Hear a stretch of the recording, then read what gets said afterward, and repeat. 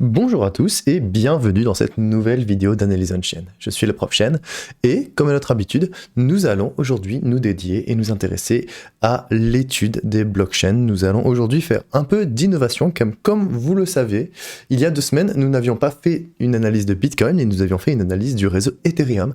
Et bien aujourd'hui, on va toujours pas s'intéresser à Bitcoin, on va s'intéresser un peu plus à l'actualité. Et on va faire à la fois de la psychologie de marché et un peu de fonctionnement du réseau, quoique je vais laisser ça peut-être sur une autre partie. Bref, on va s'intéresser à l'actualité, on va s'intéresser au token de la DAO de Curve, on va s'intéresser au fameux token CRV et à l'actualité qui s'est passée récemment par rapport au hack, non pas de Curve en soi, mais au hack qui a eu lieu lié à une vulnérabilité du langage de programmation Viper qui est utilisé au sein de certaines boules de liquidité avec lesquelles Curve interagit. Donc voilà ce que nous allons faire aujourd'hui. Nous allons nous poser la question suivante. Comment les détenteurs de CRV ont réagi aux attaques des poules de liquidité qui ont eu lieu entre le 29-30 juillet et le 1er 2 août. Donc actuellement, nous venons de vivre au cours des 3 derniers jours une attaque coordonnée de plusieurs attaquants, mais un principal qui du coup a essayé de drainer de la liquidité à l'intérieur des poules de liquidité qui étaient en rapport avec le token CRV. Et on va essayer de regarder un peu en détail ce qui s'est passé aujourd'hui et surtout comment les détenteurs de CRV ont réagi face à cette attaque.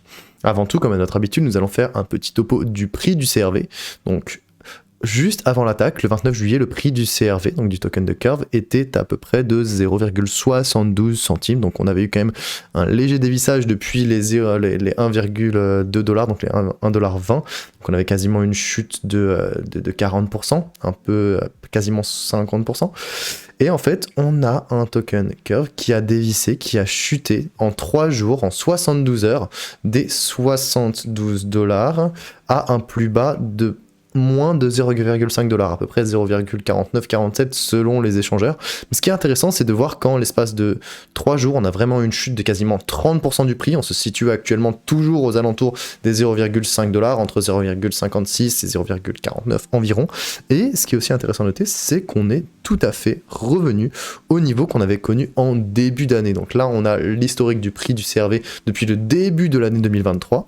Et on peut se rendre compte qu'on est littéralement revenu aux historiques de prix qu'on avait en début janvier, parce que au 1er janvier, le token Curve valait à peu près 52 centimes. Nous sommes actuellement à une valeur qui oscille entre 56 et 60 centimes. Donc on est très très proche, on est revenu chercher la zone du début d'année. On a quasiment effacé tous les gains de l'année 2023 sur le token Curve, et évidemment ce n'est pas seulement dû à cette chute. On avait déjà connu une chute le 15 juin qui nous avait amené aux alentours des 57 centimes, donc on voit bien qu'on est dans une tendance qui est structurellement baissière sur le token Curve depuis à peu près le 21 février.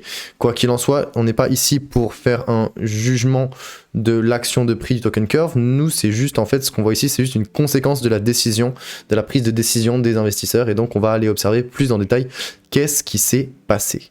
Alors, il y a eu plusieurs attaques sur les poules de Curve, et que ce soit à cause de la désinformation, que ce soit à cause du climat de panique, d'un climat de méfiance dans l'ensemble, on a beaucoup de détenteurs de CRV qui ont choisi du coup de déplacer leur capital, qui ont choisi de swapper, d'échanger leur token CRV, soit contre d'autres tokens, soit même contre des stablecoins ou du dollar ou des monnaies fiat. Donc on va d'abord s'intéresser à l'activité on-chain qui a eu lieu au cours des 3 derniers jours, donc à travers les adresses actives, le nombre de transactions notamment sur Uniswap et le volume de transfert. Et après, on va voir aussi un peu ce qui s'est passé sur les plateformes d'échange centralisées, sur les échangeurs tels que Binance, Kraken et d'autres.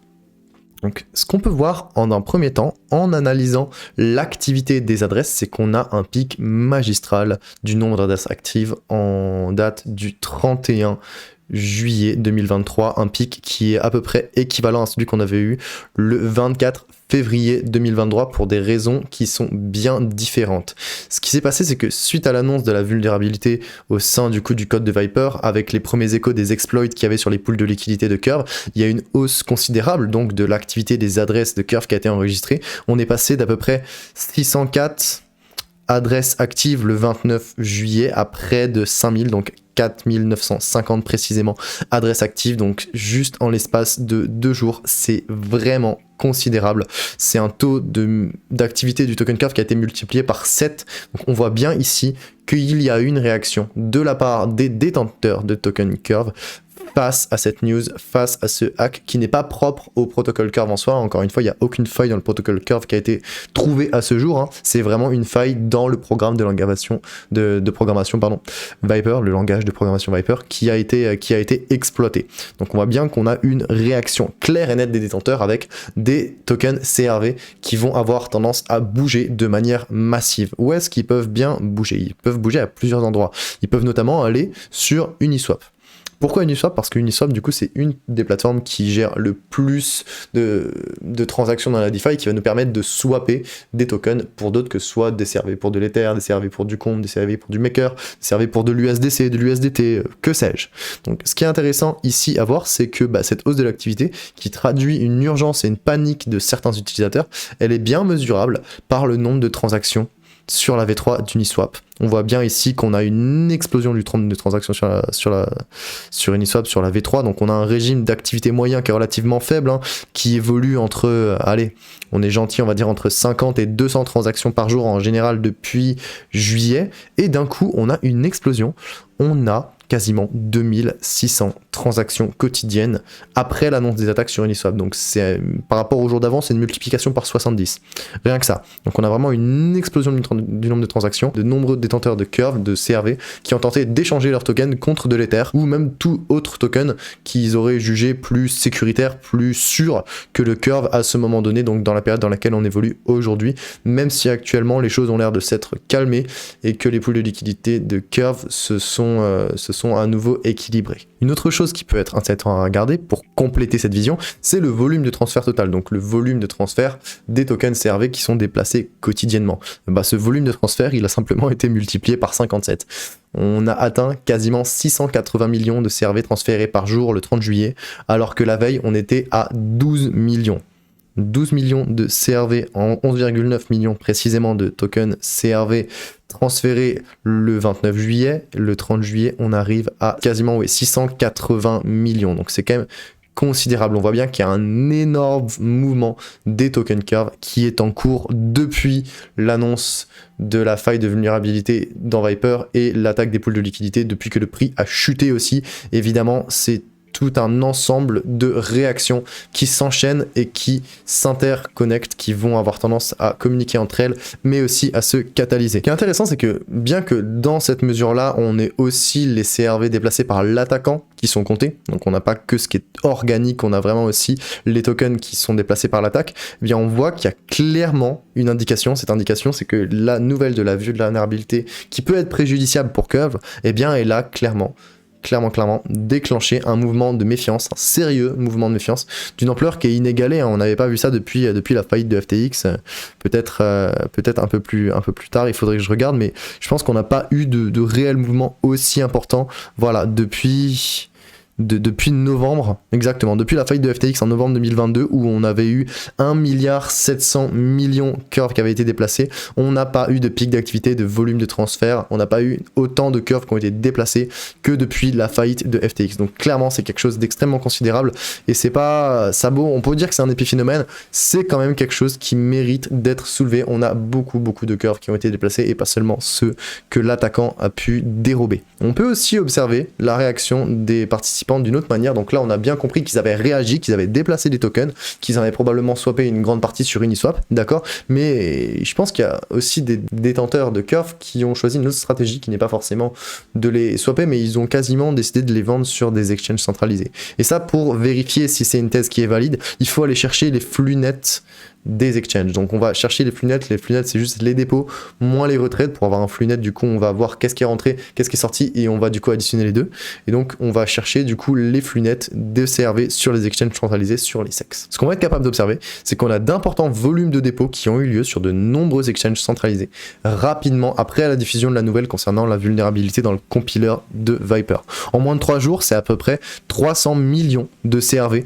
qui ont été déposés sur divers exchanges centralisés, qui sont passés d'un total agrégé d'à peu près 94 millions de CRV à plus de 125 millions de CRV actuellement. Donc cet afflux de liquidité là qu'on voit, ça traduit clairement clairement un désir de certains détenteurs qui sont méfiants de se débarrasser de leur token. Et c'est une décision qui évidemment peut être catalysée aussi par la chute du prix du CRV, hein, qui accélère le cycle de la panique. On voit bien qu'à mesure que le prix baisse, les barres vertes, donc les dépôts, augmente, et que même si on a quelques retraits, peut-être par opportunisme de certains qui ont décidé de racheter du CRV, dans la majorité, on voit qu'il y a un comportement de dépôt, un désir de vendre des CRV sur les plateformes des exchanges centralisés. Mais on peut aller un peu plus loin, mais on peut se poser la question, ok d'accord, clairement il y a des détenteurs de CRV qui ont paniqué, qui ont voulu vendre sur les exchanges centralisés, oui c'est logique en soi, mais où est-ce qu'ils ont vendu ? Quel exchange a été le plus, non pas impacté, mais a été le plus déversé ou quel exchange a accueilli le plus de flux de CRV?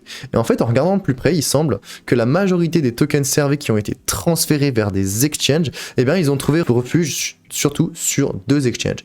Ils ont trouvé refuge sur Binance et sur Bitfinex. Binance, ils ont enregistré quasiment 17 millions de tokens de CRV en entrée, alors que Bitfinex, ils ont eu à peu près 200 000 tokens CRV qui sont entrés sur la plateforme en l'espace de 3 jours. Donc on voit bien ici la courbe, l'influence de Binance, donc Binance qui accumule, qui reçoit de plus en plus de CRV, à peu près 17 millions en moyenne au cours des 72 dernières heures. Mais il faut aussi noter, c'est important, qu'il y a certains exchanges qui ont enregistré d'importants retraits de CRV, notamment aux États-Unis. C'est le cas de Coinbase. Coinbase, en fait, si on regarde plus particulièrement cet exchange, eh bien on se rend compte que la valeur de la réserve de CRV sur Coinbase a chuté d'à peu près 1,7 million depuis le début de l'attaque. Je vais voir avec vous, non, j'aurais bien aimé vous le montrer, mais ce n'est pas possible de le faire avec cette charte en particulier. Ce qui est important en fait de se souvenir, c'est bien qu'on a beaucoup de CRV qui ont été déposés sur les exchanges à but potentiellement de vente, de se débarrasser de ces tokens parce qu'il y a plusieurs détenteurs qui n'avaient plus confiance, et de comprendre que la majorité de ces 30 millions de CRV qui ont été déposés sur les exchanges, donc plus de 17 millions en réalité, ont été déposés sur Binance. Donc Binance a été l'exchange sur lequel il y a eu un flux le plus important par rapport aux tokens CRV qui ont été déplacés suite à cette panique et à cette forte activité on-chain qu'on a pu voir sur le réseau CRV à cause de l'attaque qui était due non pas encore une fois au protocole Curve, je tiens à le souligner, mais bien à un bug, à une vulnérabilité dans le langage de programmation de certains smart contracts qui sont liés au pool de liquidité de Curve, du moins avec lesquels Curve interagit, du coup qui était Viper. Pour résumer, on a du coup, en réponse à l'exploitation de cette vulnérabilité, un cours du CRV qui a chuté d'à peu près 30%. Suite aux multiples attaques, il y a beaucoup de détenteurs de CRV qui ont choisi de déplacer leur capital, que ce soit en retirant leur CRV des smart contracts, ou même en les vendant à cause de la panique. Cette urgence, elle a provoqué un pic d'activité on-chain notable, avec une hausse considérable des adresses actives, des transactions sur Uniswap et du volume de transfert global. On a pu se rendre compte qu'il y a d'importants volumes de dépôts qui ont eu lieu sur de nombreux exchanges et qu'en moins de 3 jours, près de 30 millions de CRV ont été déposés sur différents sexes, la majorité étant été transférée sur Binance et sur Bitfinex. Voilà qui fait un topo rapide de l'analyse on-chain, de l'actualité concernant le token Curve. Évidemment, c'est une analyse on-chain, une vidéo qui va être un peu moins courte que quand j'analyse le Bitcoin et le marché du Bitcoin, parce que là on a moins de psychologie, on a moins forcément de choses à se mettre sous la dent, mais c'était pertinent à mes yeux de faire un peu de nouveauté, d'innover un peu et aussi de couvrir ce qui se passe dans l'actualité pour que vous compreniez mieux quelle a été la réponse, quelle a été la réaction des détenteurs de CRV face à cette attaque. Ça peut être logique, hein, clairement, de se dire, ok, les détenteurs de CRV, ils ont perdu confiance, ils vont avoir tendance à swapper ou à vendre leurs jetons, certes, mais après, aller le qualifier, aller le quantifier, ça peut être très intéressant, ça vous montre comment on est capable d'appliquer l'analyse on-chain, non pas seulement à de l'analyse de marché pour aller analyser et aller identifier les moments où on peut acheter ou on peut vendre, ça vous montre aussi comment fonctionne une blockchain, comment fonctionnent les réactions des investisseurs, des détenteurs sur une blockchain, sur un token donné, et qu'est-ce qu'ils vont avoir tendance à faire en fonction de tel ou tel paramètre, en fonction de tel ou tel changement,